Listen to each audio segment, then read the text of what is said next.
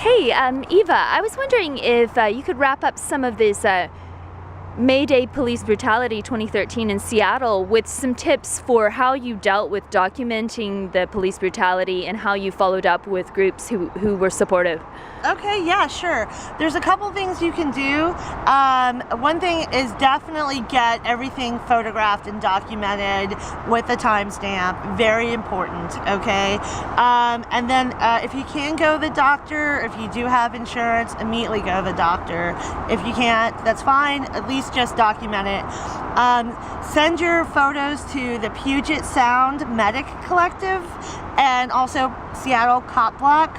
Also, if you can, contact your local National Lawyers Guild, your Seattle NLG lawyers, and make sure that they also have copies of those photos with the timestamp and also a description of how you attained those injuries, what happened, and what happened afterwards.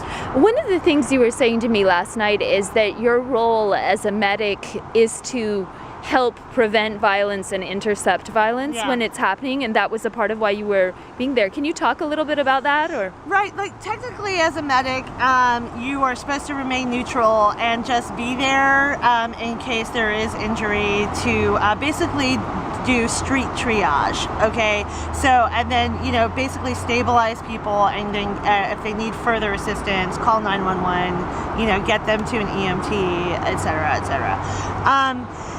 I've also found that, you know, I'm just inherently a protective person. I think it's one of the reasons why I'm an activist. You know, I think that sometimes because I'm kind of like I'm trained in the military, I'm kind of a big girl. And so like putting my body in between other people who might be more vulnerable.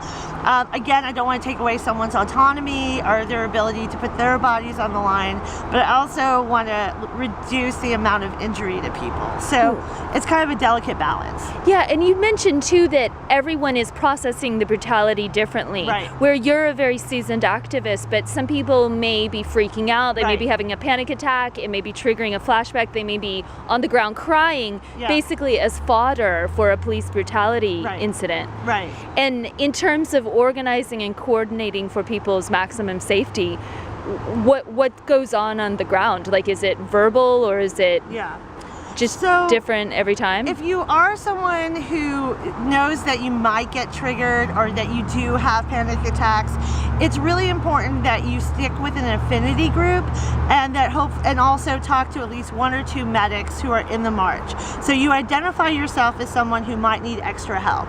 Yeah. And there's no shame in that, and that's going to help us in case of something happening.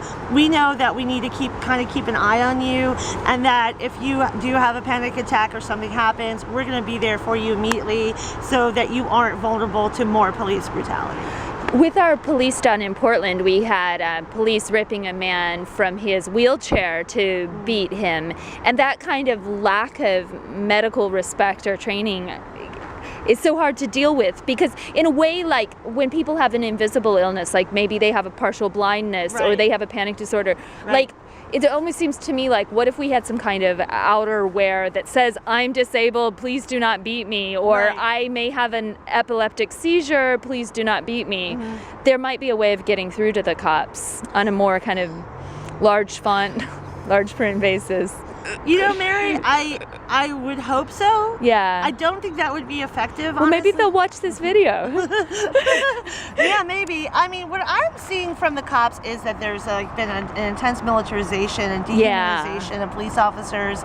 They don't really work for the community anymore. I mean, I do think that there was a time when, you know, some police officers actually... Kent State. Like way back in the good old days, right? Well, I do like in small towns or whatever. The police were good-hearted people. I've got family in the force, that are sweet boys, But maybe education, training, anatomy classes, community outreach. I think all those things would be great. They actually have a program in Memphis where they actually are trying to create avenues of communication between the community and the police force. But I just don't feel like They really just care. And I mean, I think that it's up to us to protect each other. Yeah. I just don't think you can rely on the police to show any mercy at this point, especially in a big city. So with documenting your bruises, I remember talking to you on the phone and sending a few tweets out, okay, reports of violence Mayday in Seattle, and then you saying, oh, I've got to get to a camera, I've got to be sure to get photographs of the bruises, and then talking to you maybe a week later, and you still had the bruises. These were very intensive bruising. Yeah, I mean, it's still, like, right here, you can... Tenderness? It's still tender. Yeah. And we're almost in June, and it was May 1st. Right. My legs are still tender where they beat me around the legs. You know, so... Were there enough cameras? Like, do you think it's on YouTube or is it recorded? It is recorded. It is on YouTube. Okay. I think it's like Mayday Dance Party or something. Okay. So you can actually see us getting beaten. Okay, that's important because I know sometimes the Lawyers Guild can be proprietary about withholding the publication of their footage if they are having pending litigation. And to me, I'm very opposed to that issue with the NLG, even though I love almost everything they do on the other hand. But their gaming of the freedom of the internet versus the maximum transparency with police brutality, I think the rest of the world deserves to know what happened in Seattle. Yeah, I completely agree. There was absolutely no reason whatsoever. One guy got arrested because he was on a pogo stick. I'm not kidding you. Like, we got arrested, or not arrested, but we were beaten and tear gassed because we were dancing. Like, they're literally, they have You need a permit for that? I guess you do now. I don't know. Like, I think it's still legal to dance on the sidewalk in Seattle.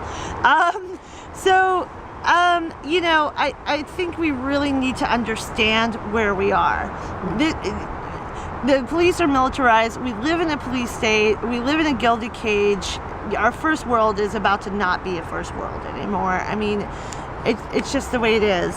I don't know what else to say. I mean, I've been beaten in Chicago, Nashville, Seattle. Yeah. Oh, hey, let's make another segment about Chicago. Okay.